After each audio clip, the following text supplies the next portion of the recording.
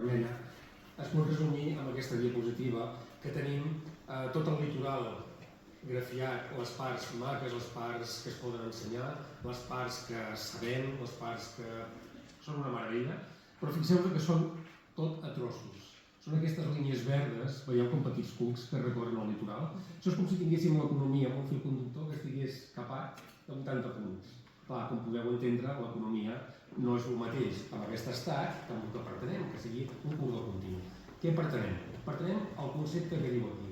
És un projecte transfronterer de camí que representa la unió dels actuals camins de ronda de la Costa Brava i l'enllaç amb el sentier dilitoral de la Costa Vermella. El sentier dilitoral de la Costa Vermella, per qui no els coneixeu, són els camins de ronda de la costa francesa, però que, degut a la història que tenen i l'impacte que el govern francès hi ha volgut donar amb ells, estan resolts ja des de fa molt de temps. Per tant, els hi queda l'enllaç amb Cervera pel Bou i els hi queda poc més.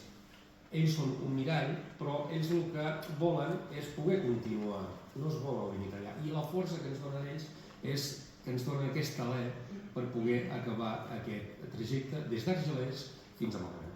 Després us explicarà en Lluís per què Argelers. Anem avançant.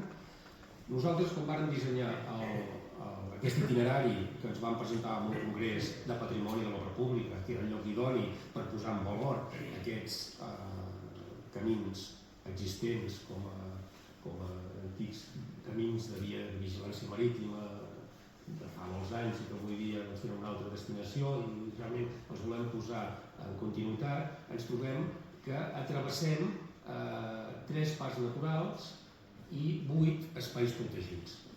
Això va lligat amb la bellesa que caracteritza la Costa Brava. Penseu que des d'aquests parcs naturals en trobaríem un altre al Garraf i no en trobaríem cap més fins al Delta de l'Ebre.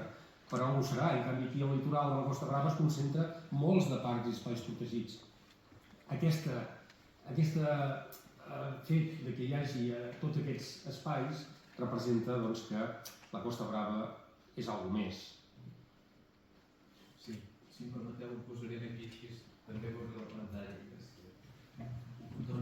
Aquest itinerari que explicava l'Eduard consta de 18 etapes. Evidentment això és una cosa estimativa perquè llavors la gent la realitzarà de la manera que consideri adient. Però com podeu veure, aquestes 18 etapes que venen des d'Argelers de la Marenda i arriben fins a Malgrat de Mar i el fet que la Costa Vermella i la Costa Brava tenen molt en comú i és justament el seu tipus de relleu i el seu tipus de paisatge. Això a nivell físic, podríem dir, no? És un litoral molt similar. Després, un cop entrem en el Maresme, ja tornen a ser platges així d'un perfil rectilini, com són també les que hi ha al nord de la Costa Vermella, en el que se'n diria el Golf de Lleó, del territori francès.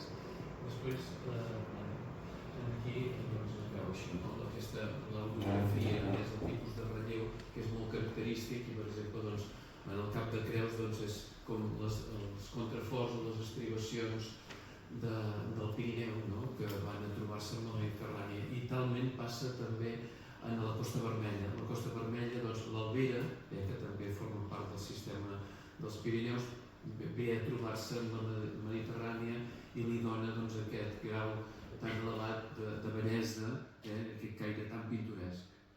Després també comptem, a nivell històric hi ha moltes afinitats entre la Costa Vermella i la Costa Brava. Això justament el sentit nord-sud que nosaltres hem traçat per aquest itinerari és perquè moltes de les influències i de les aportacions que hem tingut històriques i culturals ens han vingut des del nord, de la Catalunya del nord. En aquest cas seria des de la Costa Vermella, el romànic, el gòtic, la llengua catalana, després també els espais de memòria durant el segle XX, molts aspectes importantíssims que tenen a veure amb la nostra cultura i les nostres tradicions i que van tenir el bressol a cavall dels Pirineus entre el nord i el sud. Seguint amb el projecte de l'itinerari que hem marcat, el motiu de l'ens presentat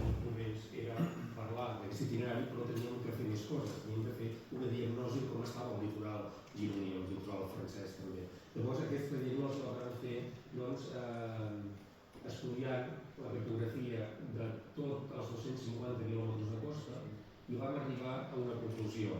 La conclusió va ser que dels 250 quilòmetres que tenim de costa, 155 estan en molt bon estat, representen la imatge que heu vist al principi d'aquells espais verds que estaven deslligats a trossos, i tenim 60 quilòmetres que el traçat hi és, però està en mal estat, amb deficiències, o hi ha problemes de seguretat, o hi ha problemes de transitabilitat, o hi ha problemes d'altres tipus, però la veritat que no els podem ensenyar com a camins ben fets. Llavors, aquest és un dels problemes, que això ho aniran arreglant els ajuntaments, ja ho estan fent, de fet, aquests 60 quilòmetres, però el gran problema i el motiu del per què estem aquí és que hi ha 33 quilòmetres que no hi ha camí, que no existeix. I a més que no existeix, resulta que tenim discontinuïtats importants dintre d'aquesta inexistència. És a dir, d'aquests 33 quilòmetres de discontinuïtats, que representen el 13% de tot, hi ha 10 unitats de menys de 50 metres i 10 d'entre 50 i 100 metres, que segurament els ajuntaments ja ho podien arribar a arreglar i entre tots ho podíem resoldre bé. El problema està que hi ha 43 discontinuïtats entre 100 metres i mig quilòmetre, i n'hi ha 23 de més de mig quilòmetre. Fins i tot arriba fins a 2 quilòmetres. I el gran desgavell està a l'etapa d'entre Sant Feliu i Tossa, que hi ha 17 discontinuïtats, de les quals és un desgavell.